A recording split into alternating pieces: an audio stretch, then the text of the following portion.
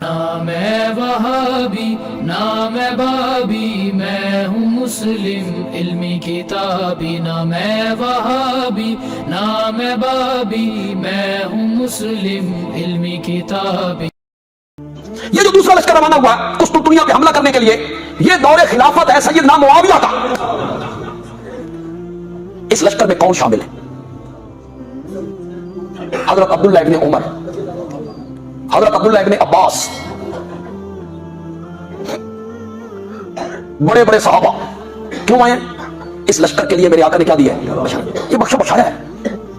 ان میں آئے میرے نبی کا مدینے میں پہلا میزبان حضرت ابو ایوب انصاری، عمر ہے 80 سال۔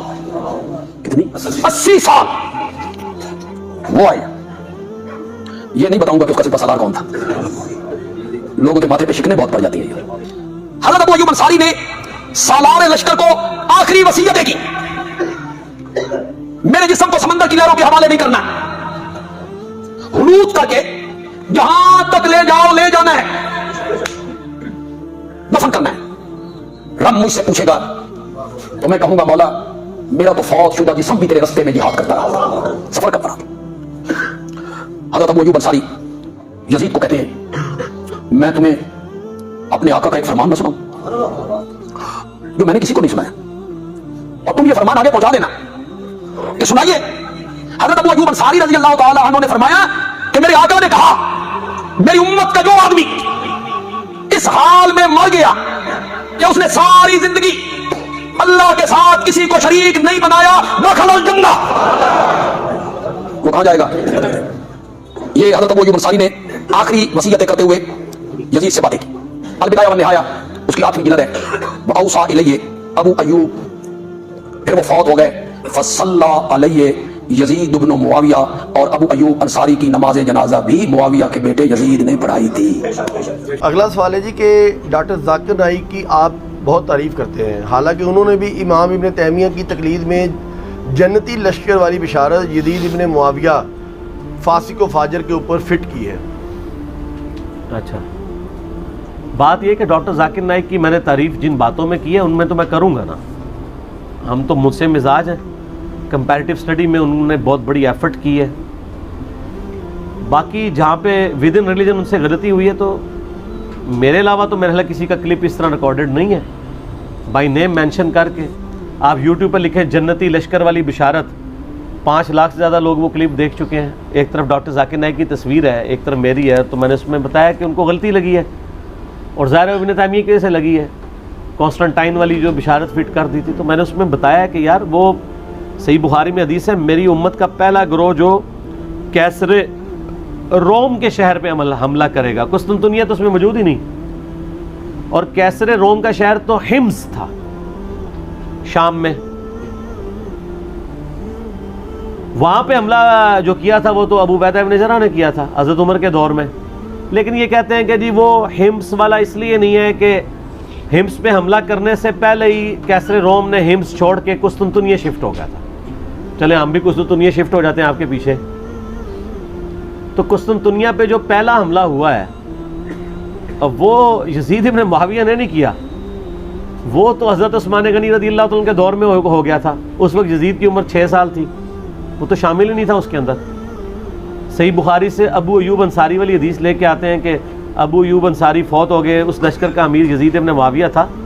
تو حضرت ابو ایوب انصاری قسطنطنیہ کے کئی حملوں میں شریک تھے، وہ کوئی ایک حملہ تو نہیں ہوا تھا۔ قسطنطنیہ تو پھر فتح بھی ان لوگوں سے نہیں ہوا، وہ تو جا کے 9ویں صدی ہجری میں جا کے فتح ہوا ہے سلطان محمد فاتح کے ہاتھوں، جس پہ ترکی والوں نے پوری 3 گھنٹے کی فلم بنائی ہوئی ہے۔ سلطان محمد فاتح پہ اردو ڈبنگ کے ساتھ ترکیوں کی فلم بڑی زبردست آئی ہے 3 گھنٹے کی، کہ کس طرح جو ہے وہ یورپ کے سینے میں جا کے مسلمانوں نے جو ہے وہ قسطنطنیہ کو فتح کیا۔ قسطنطنیہ اب وہ ہے استنبول جسے کہتے ہیں، اسلام ان بلک۔ اسلام آباد کو اگر آپ ٹرکی میں ٹرانسلیٹ کریں استنبول بنتا ہے، تو مسلمانوں نے اس کا نام پر استنبول رکھ دیا تھا قسطنطنیہ کا۔ تو قسطنطنیہ پہ حملہ پہلا جو ہے وہ حضرت جو تھے نا عبداللہ ابن زبیر کے چھوٹے بھائی منذر، انہوں نے کیا تھا۔ ओलादा से उस पर रिसर्च पेपर भी अबू अब्दुल्ला जाबर दामानवी साहब का आया हुआ है। तो यजीद तो उसमें है ही नहीं था, क्योंकि अबू दाऊद में हदीस है कि हमारे लश्कर के अमीर अब्दुर्रहमान बिन खालिद इब्न वलीद थे, जब हमने कुस्तुनतुनिया पे हमला किया और उस हमले में हज़रत अबू अय्यूब अंसारी हमारे साथ मौजूद थे, वो हमें हदीसें सुनाते थे बस। और दूसरे वाले हमले में है कि अबू अय्यूब अंसारी मौजूद थे और वो फौत हुए। तो जिस हमले में वो जिंदा थे वो पहले वाला हमला होगा, जिसमें फौत हुए वो दूसरे वाला, अगर दो भी लश्कर गए हों। इस पे तो ज़ुबैली जई साहब ने पूरा मजमून लिखा था। तो ये खाम खा वो अगर उन्होंने कर दिया तो इसकी वजह से डॉक्टर जाकिर नाइक की पूरी ज़िंदगी ज़ीरो से मल्टीप्लाई नहीं होगी। डॉक्टर जाकिर नाइक के तो वो इल्मी लेवल ही नहीं है। इमाम ने तैमिया तो बहुत बड़ी पर्सनैलिटी है, अगर उनको गलती लग सकती है तो डॉक्टर जाकिर नाइक को भी लग सकती है। हमने तो उनके बेटे के हाथ में ये पॉम्फलेट भिजवाए थे, उनके घर तक ये पॉम्फलेट पहुँचे हैं। तो बाकी देख लें, उनके इस अमल का नुकसान ही हुआ है ना। एक गलत चीज़ पे उन्होंने स्टांस लिया, फिर जब उनसे दलील मांगी तो वैसे वो कहते हैं कुरान और सही हदीस, जब दलील मांगी तो कहते हैं इमाम गज़ाली ने फरमाया। तो इमाम गज़ाली तो वो कुछ फरमा के गए हुए हैं जो आपके नज़दीक शिरक है। और दूसरी तरफ बरेलवी हैं, वो कहते हैं डॉक्टर जाकिर नालायक।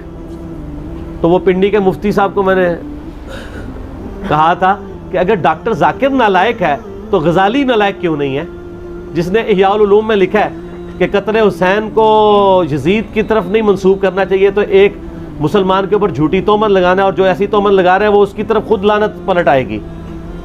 तो मैंने कहा था कि जो लोग इस वक्त डॉक्टर जाकिर को नालायक कह रहे हैं, वो जब यजीद के खिलाफ बोलते हैं तो इमाम गज़ाली की नज़र में वो खुद लानती हैं।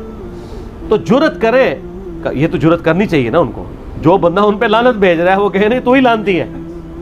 तो एक टिकट में दो मज़े तो नहीं होते।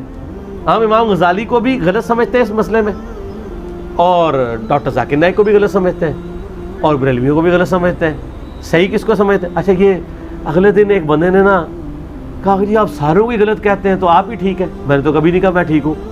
मैं तो हमेशा कहता हूँ ना मैं वाबी ना मैं बाबी, मैं हूँ मुस्लिम इल्मी किताबी। आप किताबों को फॉलो करें। ये सारे गलत है जी, सारे ही गलत हैं किसी न किसी मामले में।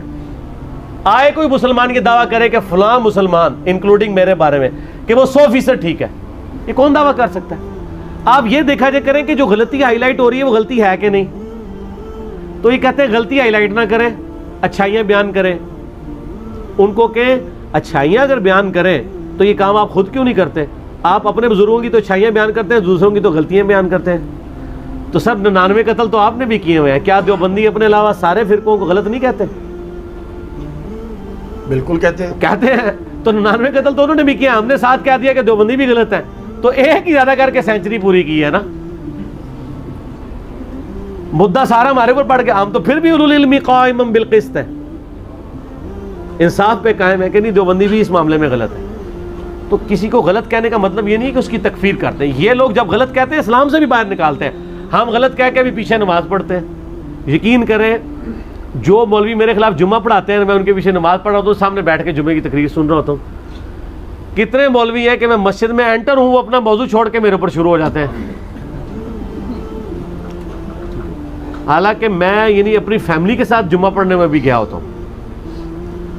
तो फिर बाद में मेरी बीवी मुझे कह रही होती है, हाँ पुत्र सुना, तो ठीक है जी, गुस्सा उतार लिया, क्या हुआ, बात कर ली उसने, दफन हो गई, आज दुनिया को पता भी नहीं है, खत्म, क्या फर्क पड़ता है यार।